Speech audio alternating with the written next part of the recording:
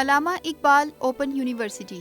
آئیے پروگرام سنتے ہیں اردو انٹرمیڈیٹ لازمی بک 2 کورس کوڈ 364 پروگرام نمبر 1۔ آج کا موضوع ہے مولانا محمد حسین آزاد، ایڈیٹر ابرار الحسن، میزبان اور پروڈیوسر داؤد رضوان۔ عزیز طلبہ السلام علیکم۔ اردو برائے انٹرمیڈیٹ بک 2 کورس کوڈ 364 کے پہلے پروگرام کے ساتھ آپ کا میزبان داؤد رضوان آپ کی خدمت میں حاضر۔ عزیز طلبہ، آپ کا پہلا پروگرام آپ کے پہلے 2 یونٹس میں سے ایک حصے پر لیا گیا ہے۔ آپ کے پہلے 2 یونٹ جو ہیں وہ مضامین پر مشتمل ہیں۔ ان مضامین کو پڑھانے کا مقصد آپ کو اس بات سے آگاہ کرنا ہے کہ مضامین نگاری کیا ہوتی ہے اور ہمارے اچھے مصنفین نے مضامین کس طرح لکھے اور مضامین کا مقصد کیا تھا، ان کا اسلوب کیا تھا، ہمارے جو نامور لکھاری ہیں، نامور مصنفین ہیں، کس انداز میں لکھتے تھے۔ یہ سب باتیں آپ کے یونٹ میں بھی دی گئی ہیں۔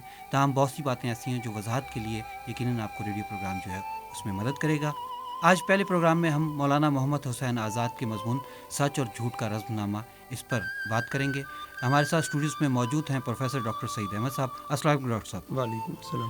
ڈاکٹر صاحب، مضمون پر گفتگو کا آغاز کرنے سے پہلے ہم چاہیں گے کہ اپنے طالب علموں کو اس مضمون کا جو متن ہے وہ سنوا دیا جائے۔ سچ اور جھوٹ کا رزم نامہ۔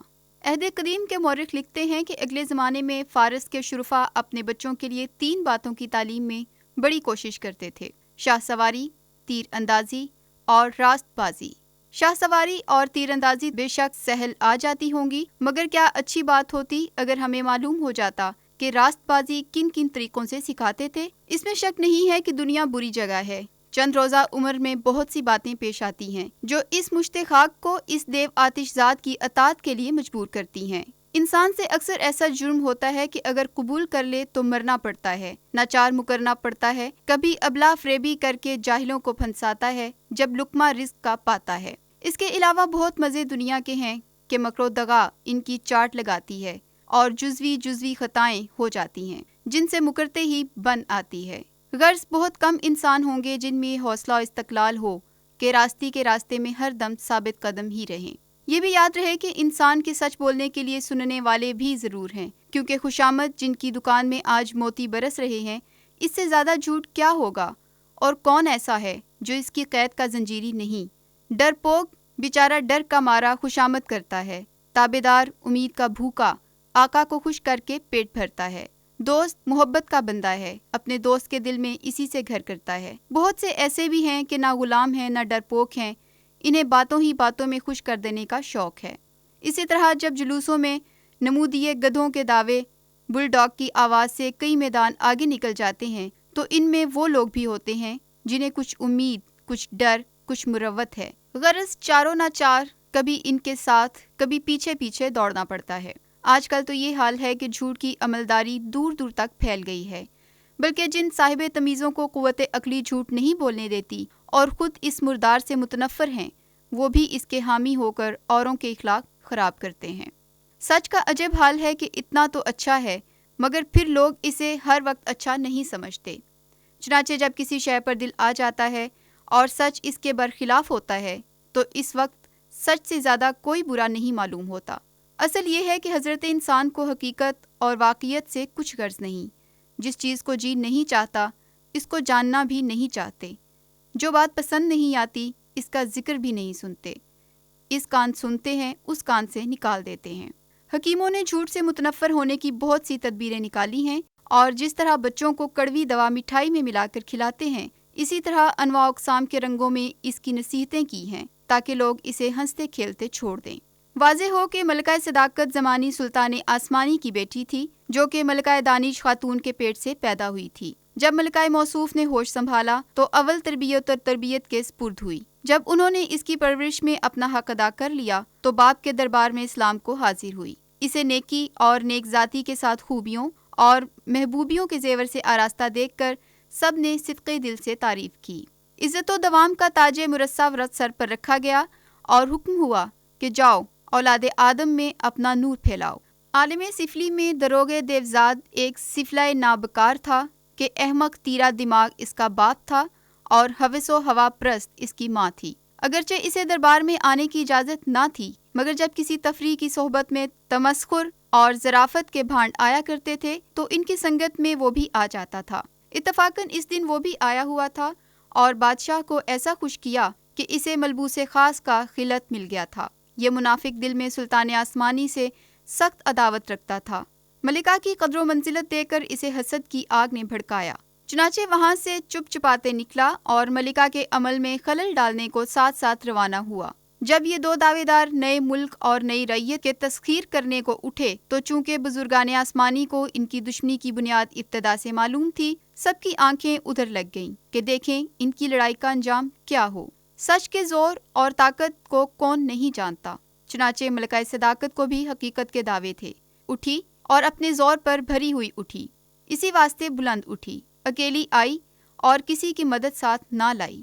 ہاں، آگے آگے فتح و اقبال نور کا غبار اڑاتے آتے تھے اور پیچھے پیچھے ادراک پرے پرواز تھا، مگر صاف معلوم ہوتا تھا کہ تابع ہے، شریک نہیں۔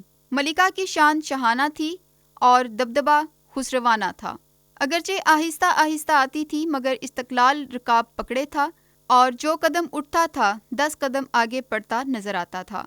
ساتھ اس کے جب ایک دفعہ جم جاتا تھا تو انسان کیا فرشتے سے بھی نہ ہٹ سکتا تھا۔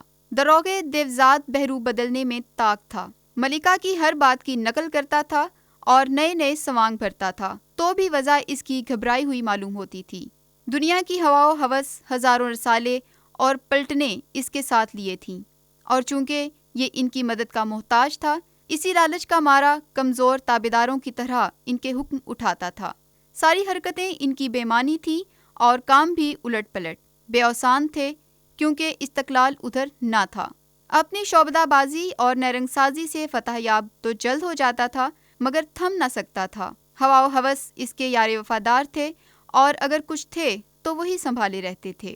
کبھی کبھی ایسا بھی ہو جاتا تھا کہ دونوں کا آمنا سامنا ہو کر سخت لڑائی آ پڑتی تھی۔ اس وقت دروغے دیوزاد اپنی دھوم دھام بڑھانے کے لیے سر پر بادل کا دھواں دھار پگڑ لپیٹ لیتا تھا، لاف و گزاف کو حکم دیتا کہ شیخی اور نمود کے ساتھ آگے جا کر گل مچانا شروع کر دو، ساتھ ہی دغا کو اشارہ کر دیتا تھا کہ گھات لگا کر بیٹھ جاؤ۔ دائیں ہاتھ میں تراری کی تلوار، بائیں ہاتھ میں بے حیائی کی ڈھال ہوتی تھی، غلط نما تیروں کا ترکش آویزاں ہوتا تھا۔ ہوا و ہوس دائیں بائیں دوڑتے پھرتے تھے، دل کی ہٹ دھرمی بات کی پچ پیچھے سے زور لگاتے تھے۔ غرض کبھی مقابلہ کرتا تھا تو ان زوروں کے بھروسے پر کرتا تھا، اور باوجود اس کے ہمیشہ یہی چاہتا تھا کہ دور دور سے لڑائی ہو۔ میدان میں آتے ہی تیروں کی بوچھاڑ کر دیتا تھا، مگر وہ بھی باد ہوائی۔ تو عزیز طلبہ، بھی آپ نے سچ اور جھوٹ کا رزم نامہ اس کا متن سماعت فرمایا، اور اب ہم بات کرتے ہیں ڈاکٹر سعید احمد صاحب سے۔ ڈاکٹر صاحب، سب سے پہلے تو اس مضمون کے جو مصنف ہیں مولانا محمد حسین آزاد صاحب، کچھ ان کے بارے میں ہمارے طالب علموں کو بتائیے کہ ان کی شخصی زندگی کیسی تھی اور ان کی ادبی زندگی میں کیا مقام تھا، کیا جد و جہد تھی، جس کی وجہ سے آج ان کا اردو ادب میں ایک نمایاں اور معتبر نام ہے۔ جیسا کہ یونٹ میں تعارف بھی کروایا گیا ہے، مولانا محمد حسین آزاد اردو کے سب سے بڑے انشا پرداز قرار دیے جاتے ہیں۔ دلی میں وہ ایک علمی اور ادبی گھرانے میں پیدا ہوئے۔ ان کے والد بھی مولوی باقر علی جو ہیں وہ اپنے زمانے کے بہت اہم علمی شخصیت تھے۔ مولانا محمد حسین آزاد کی بنیادی جو شہرت کا آغاز کہہ لیں یا ان کی علمی شخصیت کا وقار جو ہے، وہ دراصل انجمن پنجاب کے قیام کے بعد شروع ہوا۔ 1864 میں جب انہوں نے کرنل ہال رائٹ کے کہنے پر انجمن پنجاب کا قیام عمل میں لایا اور اس کے زیر اہتمام موضوعاتی مشاعروں کا آغاز کیا گیا۔ اس میں مولانا محمد حسین آزاد نے نہ صرف یہ کہ خود ایک مضمون بھی پڑھا اور اپنی جو شاعری ہے اس پر تنقید بھی کی، اور نئی جو طرز کی شاعری ہے اس کی بنیادیں فراہم کرنے کے حوالے سے بھی انہوں نے علمی گفتگو اس مضمون میں کی۔ اسی بنیاد پر اردو میں نیچرل شاعری کا آغاز ہوا۔ مولانا محمد حسین آزاد کے ساتھ مولانا حالی بھی اس وقت جو ہے وہ لاہور میں موجود تھے، اور اس انجمن کی بنیاد پر اردو میں نیچرل شاعری کی بنیاد پڑی۔ اور جو محمد حسین آزاد کا خود بھی یہ خیال تھا کہ صرف لفظوں کے طوطا مینا بنانا یا تشبیہات و استعارات پر ڈیپینڈ کرنا یہ کافی نہیں، بلکہ ضروری ہے کہ ادب میں سادگی کو فروغ دیا جائے۔ تو اس حوالے سے انہوں نے موضوع کی اہمیت کو سامنے رکھا اور موضوعاتی نظموں کا آغاز ہوا۔ لیکن خود محمد حسین آزاد کا اسلوب جو ہے اس پر اگر نظر ڈالی جائے تو ہم یہ کہہ سکتے ہیں کہ وہ اردو نثر میں بہت بڑی شعریت جو ہے ان کے ہاں ہمیں دکھائی دیتی ہے۔ اسلوب ان کا جو ہے وہ پرشکو الفاظ سے، اور لطافت و شیرینی بھی اس میں موجود ہے، شاعرانہ خیال آفرینی بھی۔ ہم مولانا محمد حسین آزاد کے جو اسلوب نگارش ہے اس کی جانب بھی آتے ہیں۔ کچھ سوالات ہیں جو یقیناً طالب علموں کے ذہن میں بھی پیدا ہوئے ہوں گے۔ ہم نے اس یونٹ کا عنوان جیسا کہ شروع میں بتایا تھا کہ مضامین ہیں، آپ نے فرمایا کہ بہت بڑے انشا پرداز تھے، تو یہ انشا پردازی کیا چیز ہوتی ہے؟ انشا کا تعلق تو تحریر کے ساتھ ہے جی، کہ آپ کی تحریر جو ہے، ویسے مضمون کا جہاں تک تعلق ہے میں یہ سمجھتا ہوں وہ تو ایک موضوع پر لکھی ہوئی کوئی علمی اور ادبی تحریر ہوتی ہے۔ صحیح۔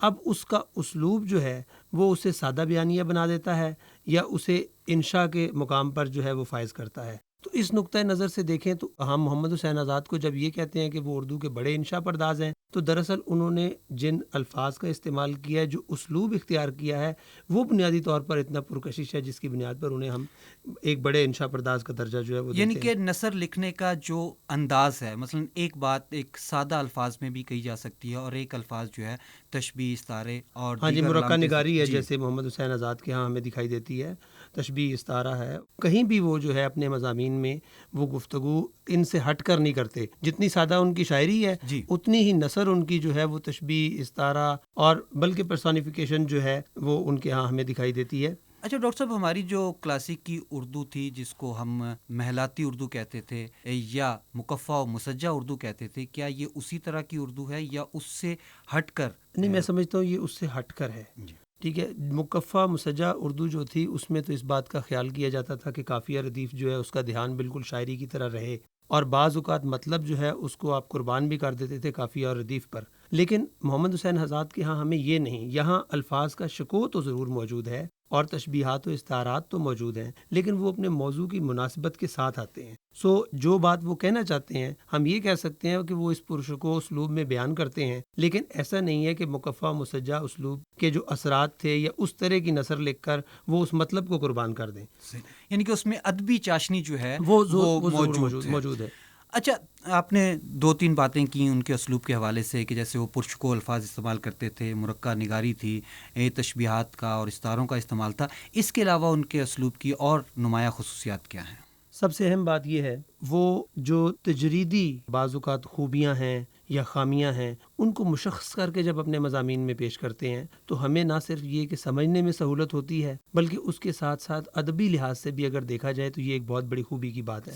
اب یہ جیسے مضمون ہمارے پیش نظر ہے سچ اور جھوٹ کا رزم نامہ، جی، اس میں سچ اور جھوٹ دونوں جو ہیں یہ ایبسٹریکٹ ہیں، تجریدی ہیں، ہم انہیں دکھا نہیں سکتے کہ سچ کہاں ہے اور جھوٹ کہاں ہے، لیکن انہوں نے جس انداز سے بیان کیا ہے یوں محسوس ہوتا ہے جیسے وہ مشخص ہو کر ہمارے سامنے آ گیا، یعنی کہ سچ بھی ایک کردار ہے، ہاں جی، کردار ہے، اور جھوٹ بھی ایک کردار ہے، اور ان کے درمیان جو جنگ ہے، ان کے درمیان جو کشمکش ہے، انہیں پھر ملکہ حسن اور اسی طرح وہ کردار لاتے چلے گئے ہیں۔ تو یہ ایک طرح سے ڈرامائی عنصر جو ہے وہ بھی ان کی تحریر میں جو ہے وہ پیدا ہوا ہے۔ اچھا ڈاکٹر صاحب، یہیں سے یہ سوال پیدا ہوتا ہے کہ یہ سچ اور جھوٹ کا رزم نامہ، یہ جو مضمون اس نصاب میں شامل ہے، اس کا بنیادی خیال کیا ہے؟ دیکھیں، بنیادی طور پر محمد حسین آزاد پورے مضمون میں بتانا یہ چاہتے ہیں جی، کہ فی زمانہ سچ جو ہے اس کے سروائیول کے لیے یا اس کے پنپنے کے لیے حالات سازگار نہیں ہیں، ٹھیک ہے، اور ہونا ایسا چاہیے کہ ہم سچ کہنے کے قابل ہوں، سچ کی فتح ہونی چاہیے، لیکن صورتحال جو ہے وہ ایسی ہے کہ سچ کو ہر جگہ جو ہے وہ خار ہونا پڑتا ہے یا اسے شکست کا سامنا کرنا پڑتا ہے۔ اس کے لیے ان کا اپنا نقطہ نظر یہ ہے کہ اسے اگر مصلحت کے لبادے میں جو ہے وہ لپیٹ کر اگر پیش کیا جائے تو نہ صرف یہ کہ سچ کی جان بچ سکتی ہے، بلکہ لوگ جس طرح سے جھوٹ کی طرف لپکتے ہیں مصلحت سمجھ کے سچ کی طرف آئیں گے، اور پھر سچ کا کردار جب ان کے سامنے آئے گا تو وہ اس کے اسیر ہو جائیں گے۔ جی عزیز طلبہ، سچ اور جھوٹ کا رزم نامہ، مولانا محمد حسین آزاد کا یہ مضمون جو آپ کے یونٹ نمبر 1 اور 2 میں مضامین کے حصے میں شامل ہے، اس پر پروفیسر ڈاکٹر سعید احمد صاحب سے ہم بات کر رہے تھے، اور اس میں ایک تو مضمون کے حوالے سے ہمارے سامنے جو یہ باتیں آئیں کہ کڑوا سچ یا سچ کا جو کڑویلا پن ہے جس کے بارے میں یہ عام طور پر کہا جاتا ہے سچائی بہت تلخ ہوتی ہے، تو اس کے لیے محمد حسین آزاد صاحب نے اس مضمون میں یہ ایک بات وضاحت کی ہے کہ سچ بولنا چاہیے، جھوٹ اس لیے بھی چھا رہا ہے کہ جھوٹ ذرا مٹھائی کے ساتھ بولا جاتا ہے، میٹھے اور شیریں لہجے میں، تو سچ کو بھی مصلحت کے انداز میں اس طرح سے کہ آہستہ آہستہ معاشرے میں جھوٹ جو ہے وہ کم ہو اور سچ بولنے کی روایت جو ہے وہ بڑھے۔ اور آپ نے مولانا محمد حسین آزاد کے اسلوب کے بارے میں بھی ڈاکٹر پروفیسر سعید احمد صاحب سے جانا، اور آپ کے یونٹ میں بھی یہ تمام تفاصیل درج ہیں، مشکل الفاظ کے معنی موجود ہیں. خود آزمائیوں میں جو سوالات ہیں یقیناً اس میں کچھ جواب آپ کو یونٹ سے ملیں گے اور کچھ جوابات ڈاکٹر صاحب کی گفتگو سے بھی آپ کے سامنے آئے ہوں گے. اگلے پروگرام میں آپ کے ساتھ پھر شامل ہوں گے. میں انتہائی مشکور ہوں پروفیسر ڈاکٹر سعید احمد صاحب کا کہ انہوں نے وقت دیا اور ہمیں اور ہمارے طالب علموں کو آج کے موضوع کے حوالے سے آگاہی فراہم کی. اپنے میزبان داؤد رضوان کو اجازت دیجیے. اللہ نگہبان. ابھی آپ نے اردو برائے انٹرمیڈیٹ لازمی بک 2 کورس کوڈ 364 کا پہلا پروگرام سنا، جس کا موضوع تھا مولانا محمد حسین آزاد.